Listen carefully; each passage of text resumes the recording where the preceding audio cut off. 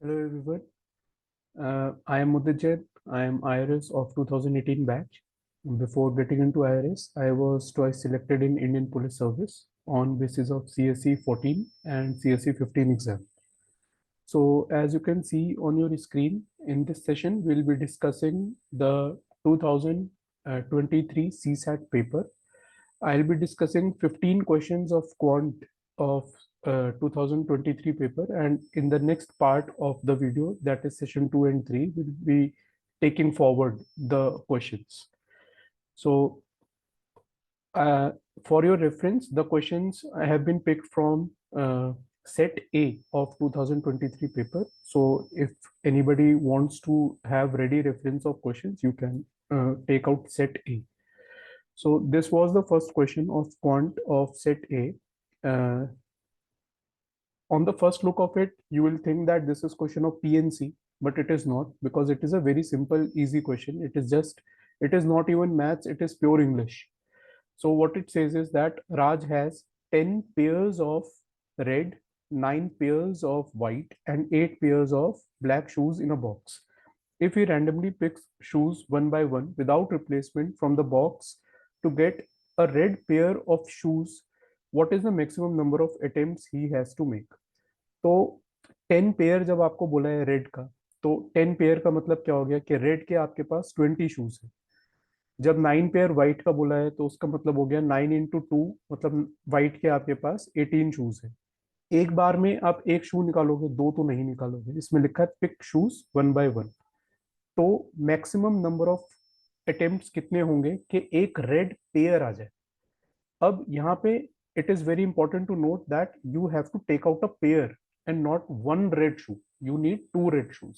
So for maximum number of attempts to get a red pair, पहले आप क्या करो कि मैक्सिमाइज कर दो कि रेड नहीं आया।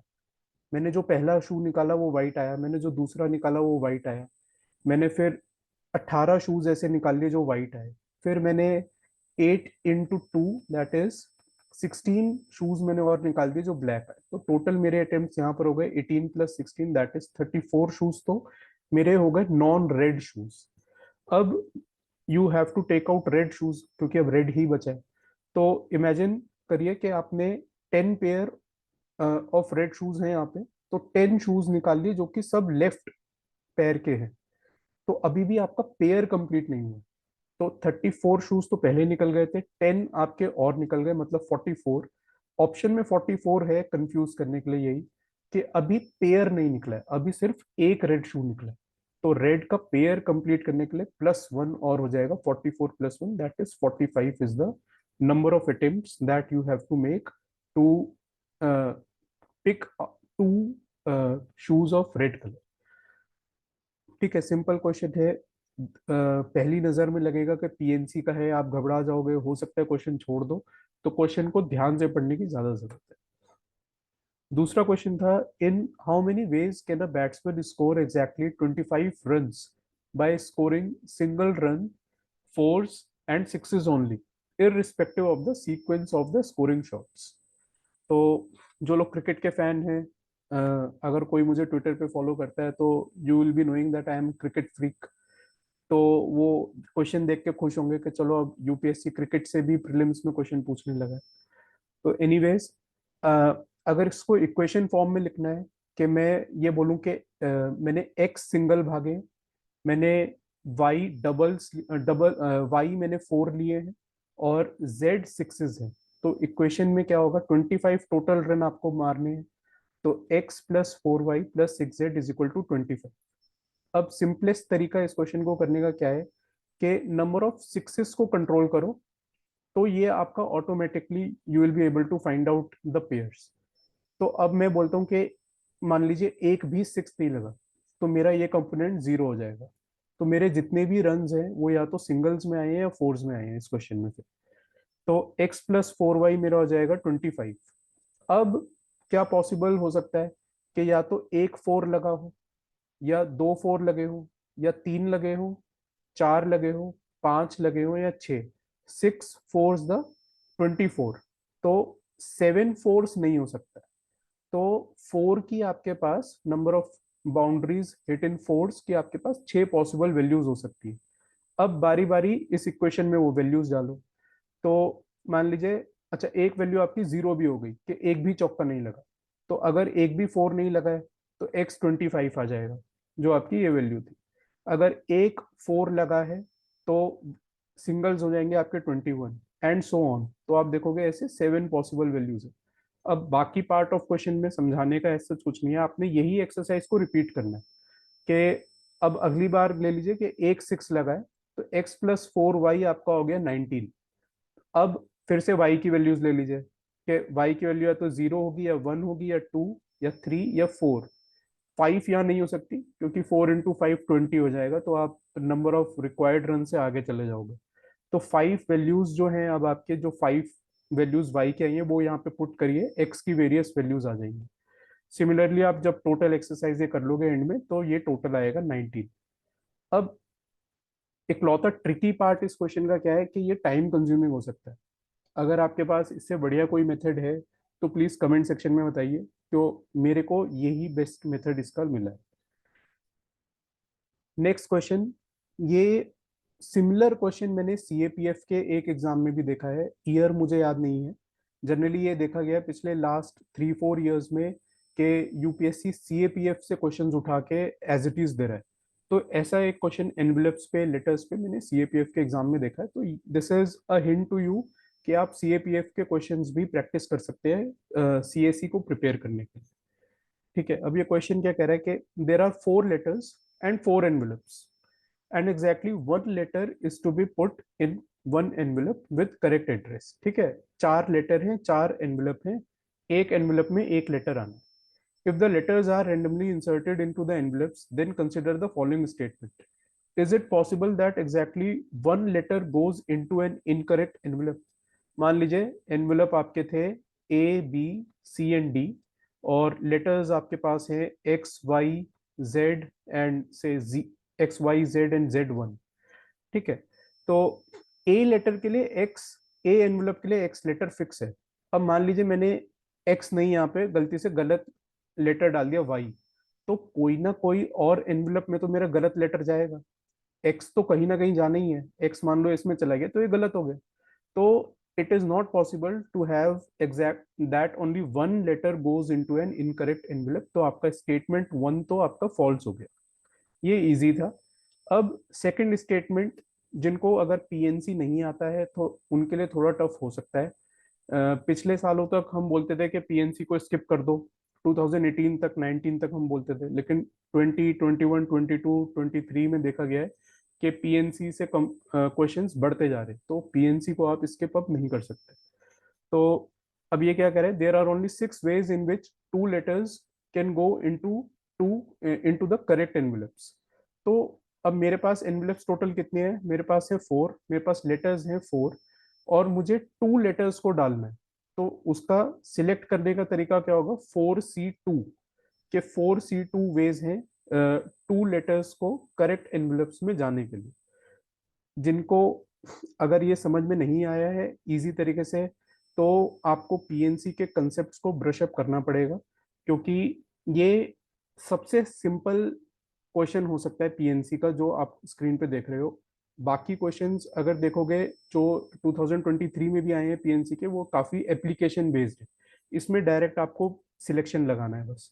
तो 4C2 क्या होता है, अब इसको सॉल्व करने का तरीका है 4 factorial upon 4 - 2 factorial into 2 factorial. तो मतलब 4 factorial upon 2 factorial into 2 factorial. Factorial में एक बार बता देता हूँ, 4 फैक्टोरियल होता है 4 × 3 × 2 × 1। ये हम अपने बोर्ड्स वगैरह में करा करते थे। और 2 फैक्टोरियल तो यही हो गया, तो आपका आंसर आ गया 6। तो आपका सेकंड स्टेटमेंट जो है कि there are only 6 ways in which 2 letters can go into 2 correct envelopes, ये करेक्ट है। तो ओनली 2 इज योर आंसर।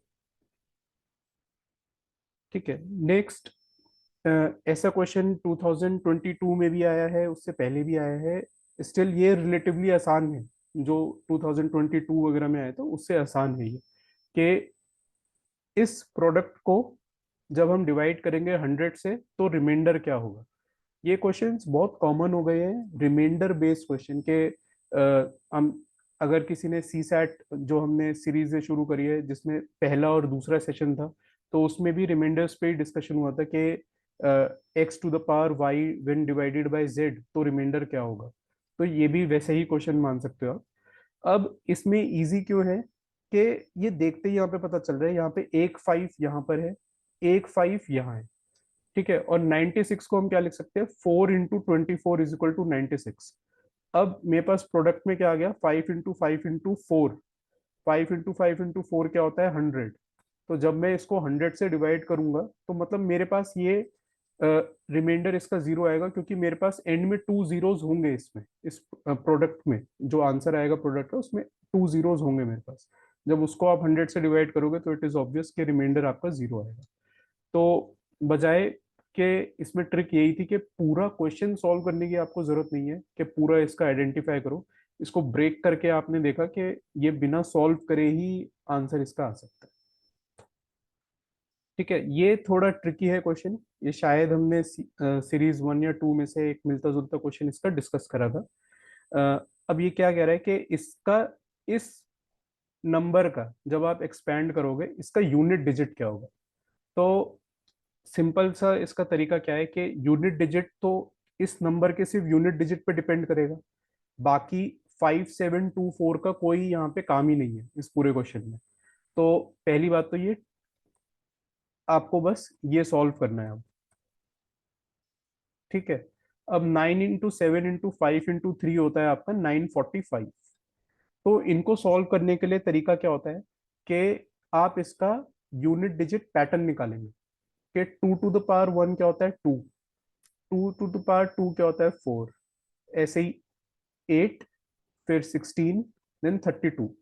अब हमने क्या देखा कि जब हमने 4 आइट्रेशंस के बाद ये नंबर का यूनिट डिजिट जो है 2 टू द पावर का, ये रिपीट हो गया, यहाँ पे 2 आ गया, 2 टू द पावर 1 2 था, 2 टू द पावर 5 भी यूनिट डिजिट 2 आ गया। तो हम इसको क्या बोलते हैं कि साइक्लिसिटी या रिपीटिशन साइकिल 2 की हो गई 4, कि 4 आइट्रेशंस के बाद इसकी यूनिट डिजिट रिपीट होती।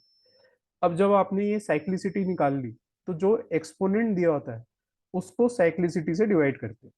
तो 945 डिवाइड बाय 4, आपका रिमाइंडर क्या आएगा, 945 को जब 4 से डिवाइड करोगे रिमाइंडर आएगा 1।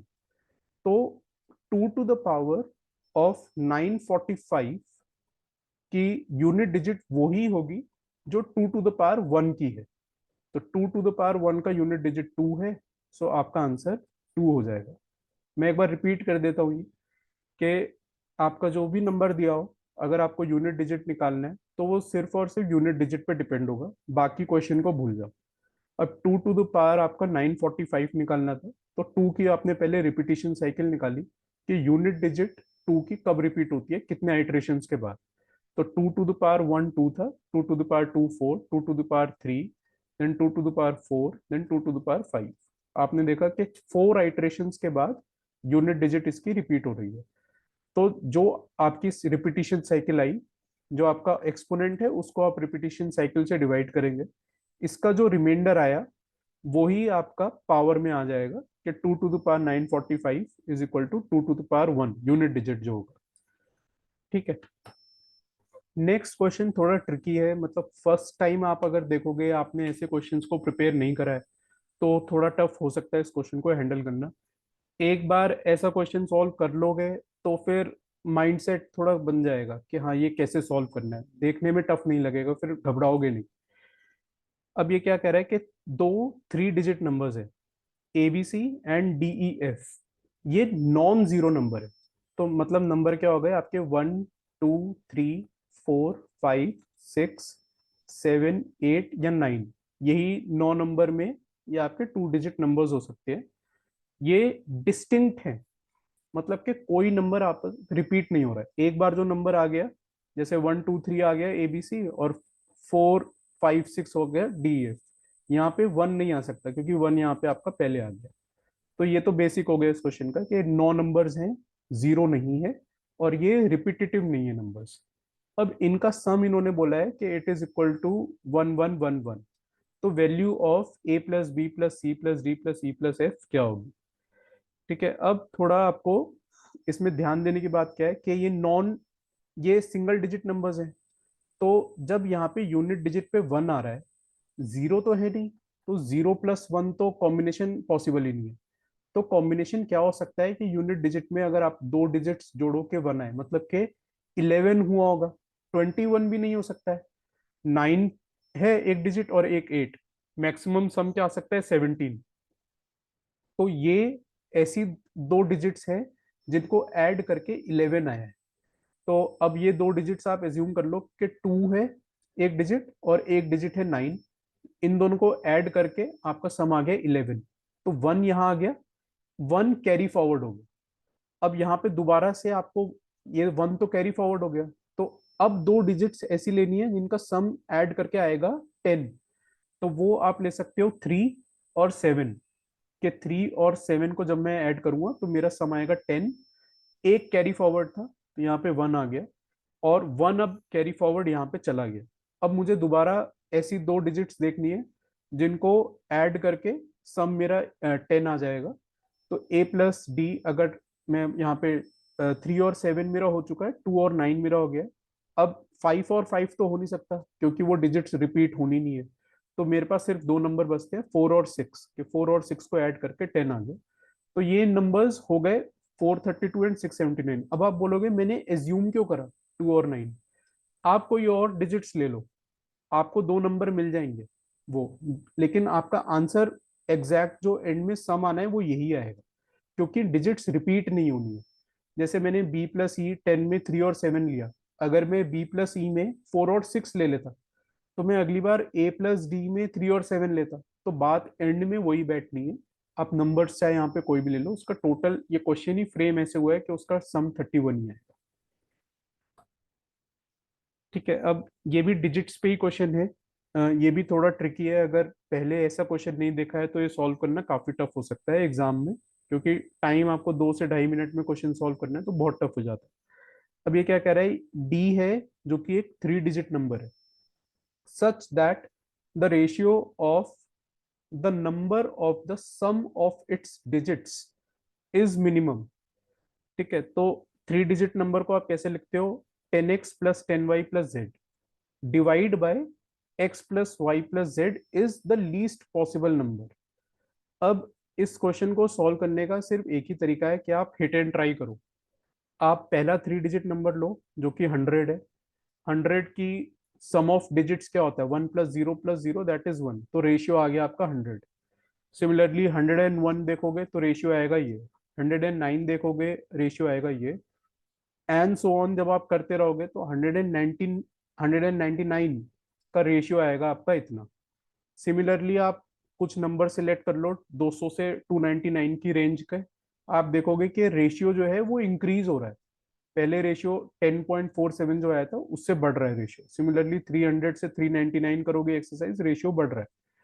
तो उससे ये नंबर आपका आइडेंटिफाई होगा।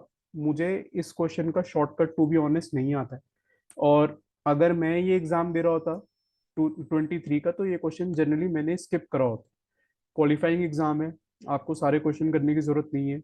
आप, ट्रिक ये भी होती है, स्मार्टनेस ये भी है कि आप इजिएस्ट ऑफ क्वेश्चंस को आइडेंटिफाई कर पाओ, क्योंकि आजकल पेपर सीसैट का बहुत टफ आ रहा है। तो ये ट्रिक सीखना कि क्वेश्चन सॉल्व कैसे करने हैं अलग चीज है, कौन से क्वेश्चन सॉल्व करने हैं वो भी आपको पता होना चाहिए। तो ये क्वेश्चन आप स्किप कर सकते हो क्योंकि ये टाइम कंज्यूमिंग है। ये थोड़ा आसान क्वेश्चन है, अलजेब्रा बेस्ड क्वेश्चन है। इजी कंसेप्ट अगर क्लियर हैं ऑड और इवन के तो सॉल्व हो जाएगा आसानी से। कि ये कह रहा है 5 इंटीजर है हमारे पास, P, Q, R, S, T, जिसमें से कि 3 जो है वो इवन है और 2 नंबर्स जो है वो ऑड है। ठीक है, अब ये कह रहा है, ये एक इक्वेशन दे दी है कि दिस इज डेफिनेटली इवन। अब देखो, ऑड प्लस ऑड मतलब 1 + 3 मान लो, इसका सम हमेशा इवन होगा। दो ऑड नंबर्स लो, उनका सम हमेशा इवन आएगा। कोई से भी दो ऑड नंबर ले लो, 9 और 11, 13 और 7, एंड सो ऑन। सिमिलरली दो ऑड नंबर्स का डिफरेंस हमेशा इवन नंबर आएगा। 11 - 9, 13 - 7, 3 - 1 हमेशा इवन आएगा। तो अब मेरे पास यहाँ पे क्या था, कि दो ऑड नंबर है, अब उनका सीक्वेंस कुछ भी हो इस इक्वेशन में, मेरे पास दो ऑड नंबर है, मेरे पास बाकी तीन तो इवन है ही, तो जो भी सॉल्यूशन आएगा इसका, जो भी फाइनल रिजल्ट होगा वो इवन ही होगा। तो फर्स्ट स्टेटमेंट तो ट्रू हो गई। सेकंड स्टेटमेंट में इशू क्या है कि यहाँ पे मल्टीप्लाई कर रखा है टू से। अब इस पे डिपेंड करेगा कि मेरा इवन नंबर है कौन सा, ऑड नंबर कौन सा है। ऑड नंबर अगर पी ऑड है अगर, तो मैं अगर उसे टू से मल्टीप्लाई कर रहा हूँ तो वो इवन हो जाएगा। लेकिन अगर क्यू ऑड है तो आंसर जरूरी नहीं है कि वो ऑड आएगा इन दी एंड या इवन आएगा। तो इसलिए इसका आंसर वन ओनली है। अगला क्वेश्चन भी थोड़ा वैसे ही है कि इन्होंने बोला है कि p एक प्राइम नंबर है, c कंपोजिट नंबर है, तो p plus C divide by p minus C can be even. अब जनरली जब कैन बोलते हैं तो वो ट्रू हो ही जाता है, जनरली ऐसा होता है। आप इसको मतलब ब्लाइंडली फॉलो मत करना, थोड़ा इसमें हम इक्वेशन जैसे नंबर्स अभी है कि हमने 11 और 9 ले लिए, तो 11 plus 9 divide by 11 minus 9 even आ जाएगा आपका। तो it can be even, yes it is true, एक बार भी आ गया तो वो ट्रू हो गया। अगर यहाँ पे लिखा होता है इज डेफिनेटली इवन तो हमें और नंबर्स लेके ट्राई करना पड़ता है। सिमिलरली सेकंड में क्या है, two P plus C can be odd. अब एक नंबर ले लो 11 और 9, सॉल्व करके आप देखोगे इसको कि 2 into 11 इज 22 प्लस 9 इज 31, तो हाँ it is odd number. p into c can be odd, now 11 into 9 is 99, so it can be odd। तो इजी क्वेश्चन था, वैल्यूज पुट करने की देर थी बस। ठीक है, ये अगेन थोड़ा ट्रिकी क्वेश्चन है और ऐसा क्वेश्चन सीएपीएफ में भी पूछा गया है। सो अगेन अ राइडर के सीएपीएफ के क्वेश्चंस देख लीजिए। जो भी लोग 24 का एग्जाम देने वाले हैं प्रीलिम्स का, सी सैट प्रिपेयर करने का बहुत आसान तरीका है कि आप सीएपीएफ का पेपर साथ में एक बार रेफर कर लो। अब ये कहता है कि थ्री डिजिट नंबर है ABC which is multiplied by D and it gives a four digit number 37dd। तो अब ये सब डिफरेंट डिजिट्स हैं, ये नॉन जीरो डिजिट है जैसे हमने अभी एक प्रीवियस क्वेश्चन में देखा था। अब वैल्यू निकालनी है ए प्लस बी प्लस सी की।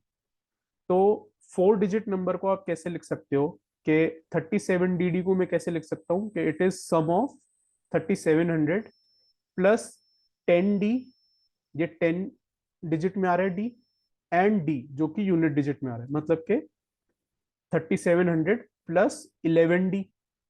हम 37dd को ऐसे लिख सकते हैं। अब इन्होंने क्या बोला है कि a into B, A B C into D is equal to 37dd। 37dd हमारा क्या आया है, 3700 प्लस 11d, तो A B C into D को हम ये लिख सकते हैं। अब डी आपका दोनों जगह है, डी से ये डिवाइड कर दीजिए इसको तो यहाँ पे आ जाएगा ये। तो A plus B, A B C is equal to 3700 divide by D plus 11। अब ये थ्री डिजिट नंबर है तो इट इज ऑब्वियस कि 3700 डी से डिवाइड होना चाहिए, पूरा फ्रैक्शन नहीं आ सकता।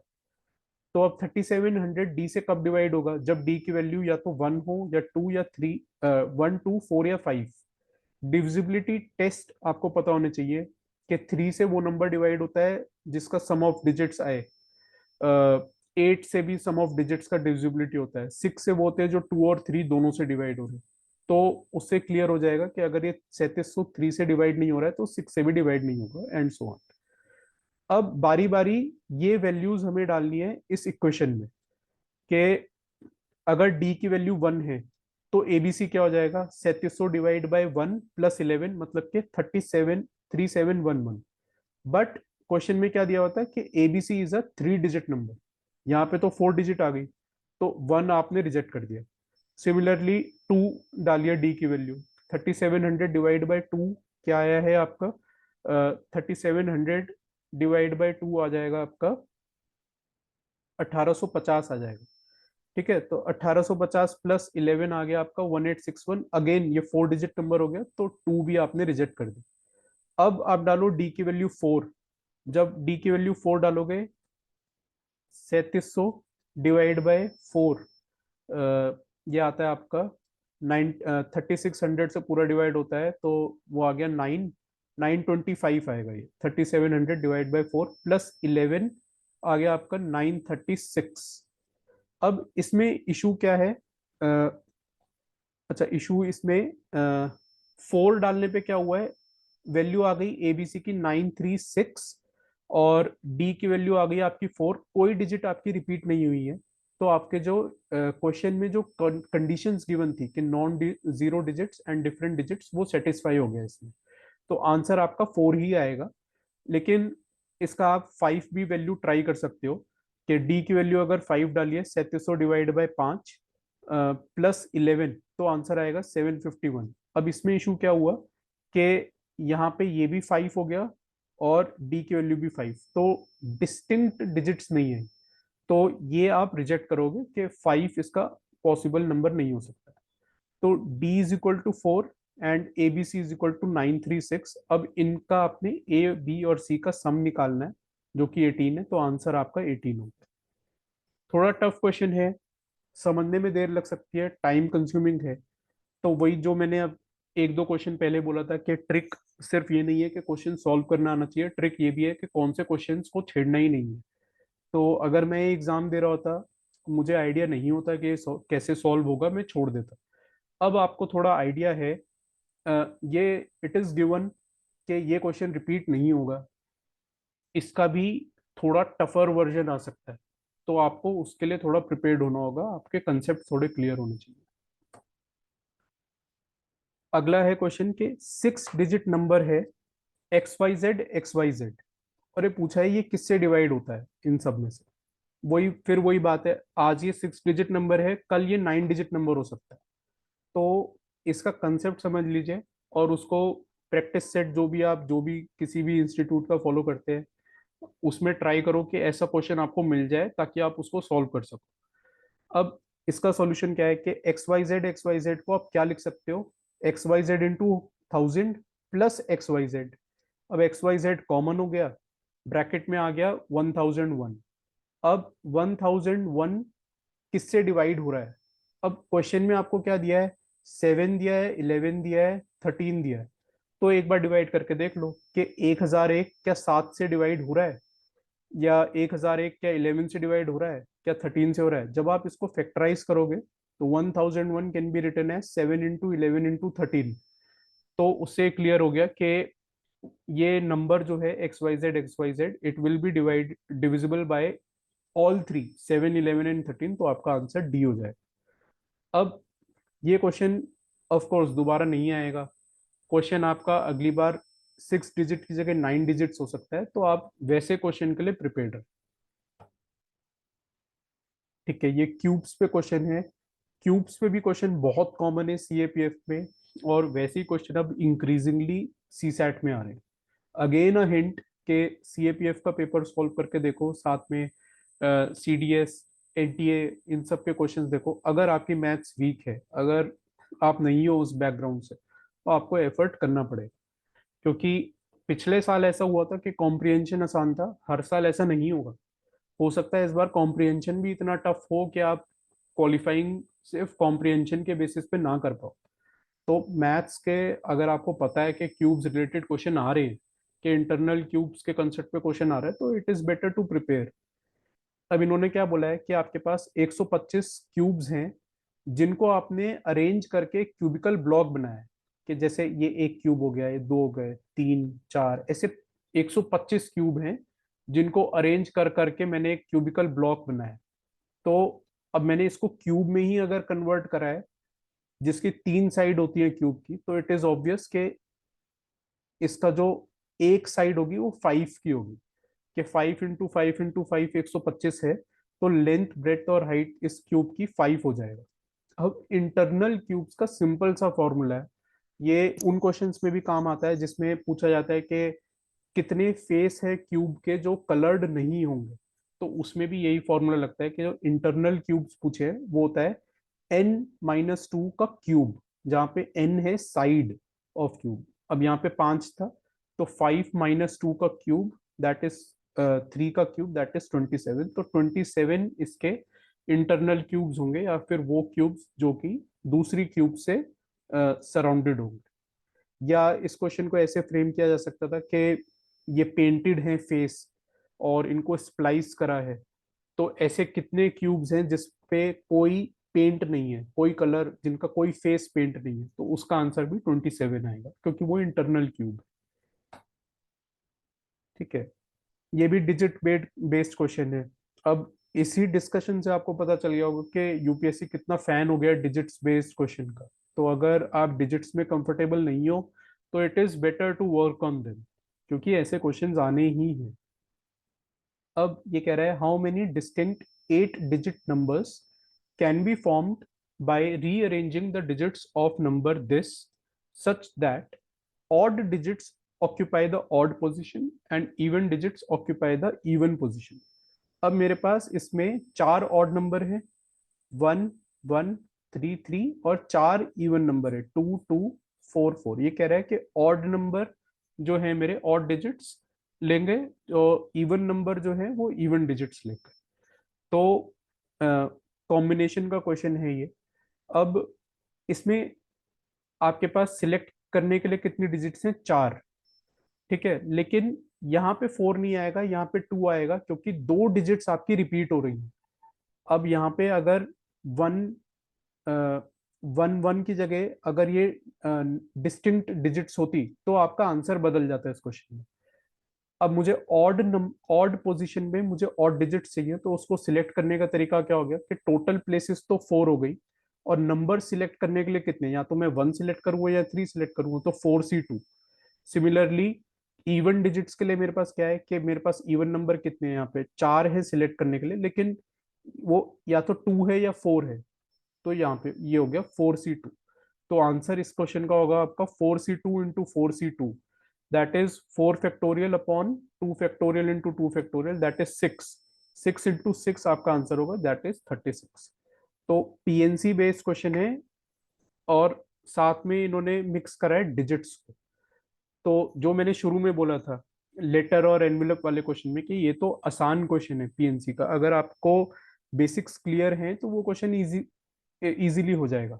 लेकिन ये क्वेश्चन में आपको डिजिट्स प्लस पीएनसी का एप्लीकेशन प्लस ये माइंड में रखना है कि यहाँ पे डिजिट्स जो हैं वो रिपीट हो रही थी, तो ये टफ क्वेश्चन है, प्रैक्टिस से ही आ सकता है। ये बहुत इजी क्वेश्चन है। वर्क और टाइम के कंसेप्ट बहुत आसान है, आसानी से हो जाता है। अब थोड़ा सा मॉडिफाई करा है इन्होंने बस।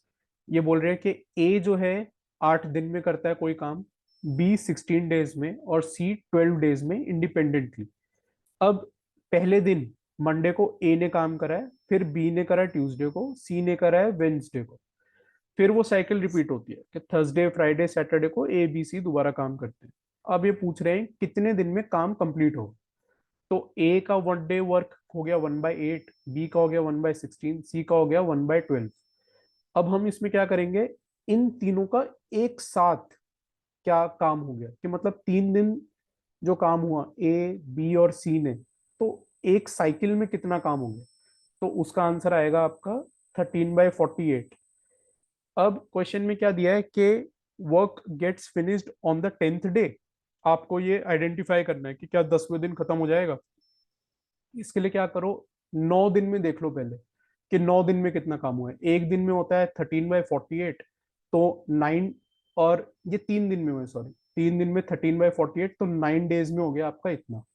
अब 10th डे पे कौन काम करेगा, पहले दिन इसने करा, दूसरे दिन इसने, तीसरे दिन इसने, चौथे दिन, फिर 5वें दिन, छठे दिन, 7 8 और 9, 10वें दिन किसने काम करा, ए ने। और ए कितना करता है एक दिन में, 1/8। तो 10th डे पे कितना काम हो जाएगा टोटल, जो अब तक 9 दिन में हुआ है, प्लस ए ने जितना करा 10th डे पे, दैट इज 45/48। तो आप देख रहे हो कि 10th डे पे भी काम कंप्लीट नहीं हुआ है।